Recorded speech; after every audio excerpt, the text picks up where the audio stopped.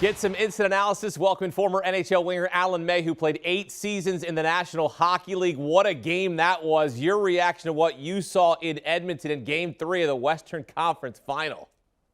Once again, a great start by the Oilers and a flat finish. And once again, this is where depth of your team from top to bottom, for goaltenders to your defensive group, your 4 forward lines, where it matters. And Colorado is just loaded. Even though they've had injuries and they've had different players miss so far, Edmonton, they're not getting it done with their 4 lines. They're not getting it done with their 3 sets of D pairs. And the other side of it, their goaltender is letting in some goals that should be stopped and coming up with spectacular saves. So the Edmonton Oilers just are flat at different times during the game. And Colorado, they're just like a train. They just keep it rolling. I want to take you through that game-winning goal. It was an end of a power play, 7 minutes to go. Shot rings off the post. It bounces out. JT Compher out of the penalty box and scores. Break this play down for me. What did you see? What broke down for Edmonton? Well, to me, the biggest thing is JT Compher coming out of the box. This guy has scored 5 really big, important goals so far in the playoffs. And every time I see this guy play, I'm astounded at how hard he works. He has perpetual motion. He's been a beast so far in the playoffs, and he's really rose up and leveled up his play tonight with the absence of Nazem Kadri after the first shift of the game. And this guy just keeps stepping in and stepping up for other players. He's a big game hunter, and he's been very important to the Colorado Avalanche. And once again, you look down the middle of the ice. You know, tonight they lose a big guy. This is their 3rd centerman. He was available in the expansion draft. No one took him, but look at this guy go. He is a worker, and he always shows up, earns his paycheck, and that's what that goal was all about. A guy that was just determined and destined to score that goal. So JT Compher, you know, just so consistent in who he is as a player. He knows his identity. 0 goals in the first 9 games this postseason, 5 in the past 4, and a great point by you in the expansion draft there that nobody picked him up, because he has been huge for the Colorado Avalanche in this series. Now, another player that's been huge for Colorado throughout the playoffs is Nazem Kadri. As you mentioned, Vander Kane sends him into the boards in the first period. He does not return. If he's not on the ice, and look, if they wrap this up in 4 games, now it's the concern going into the Stanley Cup final. Absolutely. And you look at this guy, he has been very disciplined in these playoffs. He may have gotten away with a suspension in the last series, but he has been just a force to be reckoned with. And he is the guy every night that's been giving Connor McDavid fit so far in the series. He's gotten to a different level of play where he's more consistent in his discipline of his game. This is a huge injury if he is out. And everything I'm hearing right now is it is not good. I would doubt right now, from what we're hearing, is that he would be back for the next game.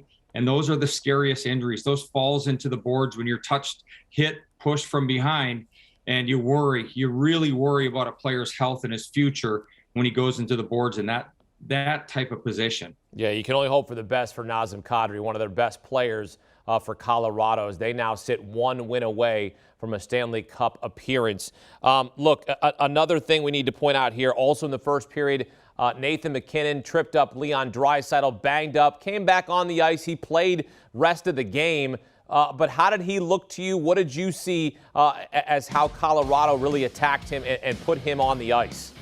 Well, one of the things that's been going on, and we saw it in the last series where players were going after Leon Draisaitl's ankle. And everyone knows that he has a high ankle sprain. And you're almost better off having a broken leg or blowing your knee compared. This is an injury that is not forgiving.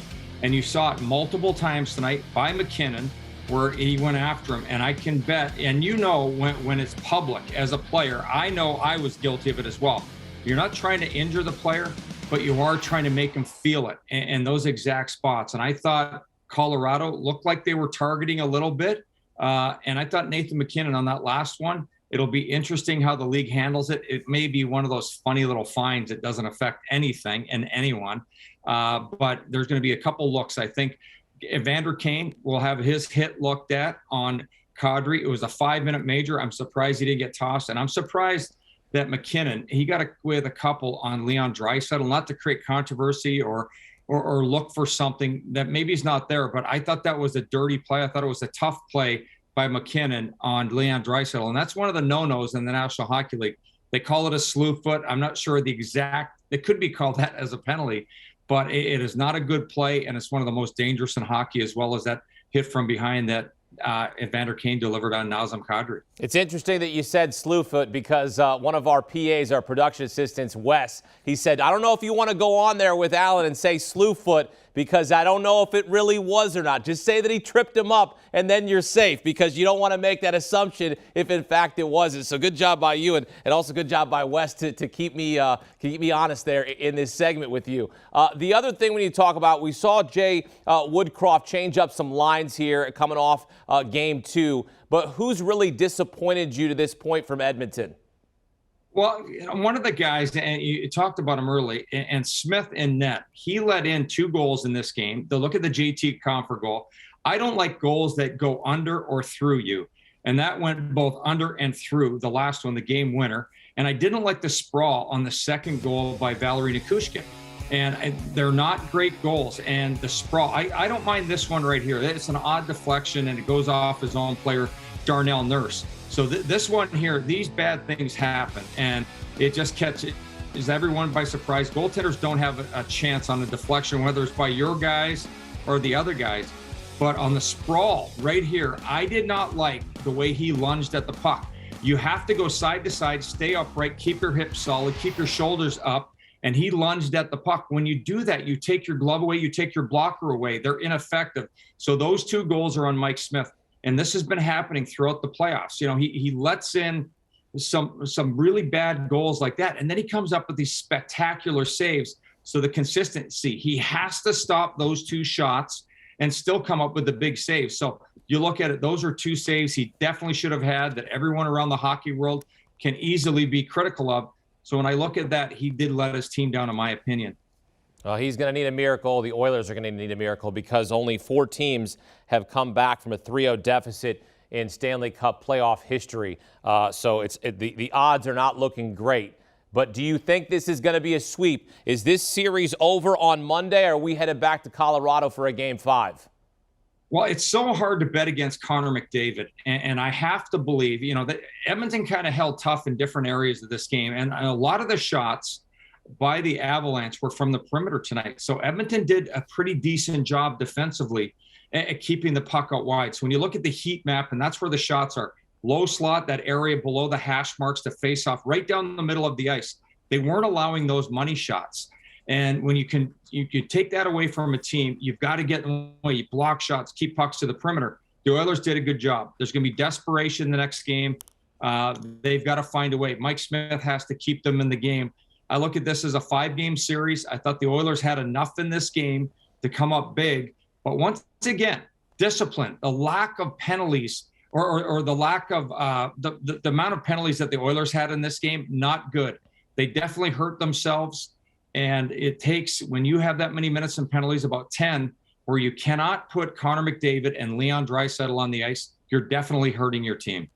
All right. It adds up to another Avs win as they take a commanding 3-0 series lead in the Western Conference Final. Alan May break it down for us here on CBS Sports HQ. Alan, thanks. Great stuff. See you soon. All right, so the Avs, the favorites to win the Stanley Cup. And look, they entered this season as the favorites to win the Stanley Cup.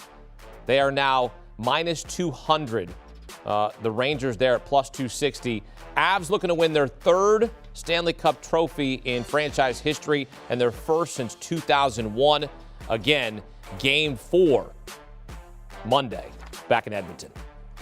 Do you want a sports network that delivers everything that matters about the game? The highlights, the picks, the instant analysis, no yelling, no fake debates, no politics. Hit the subscribe button and never miss a moment.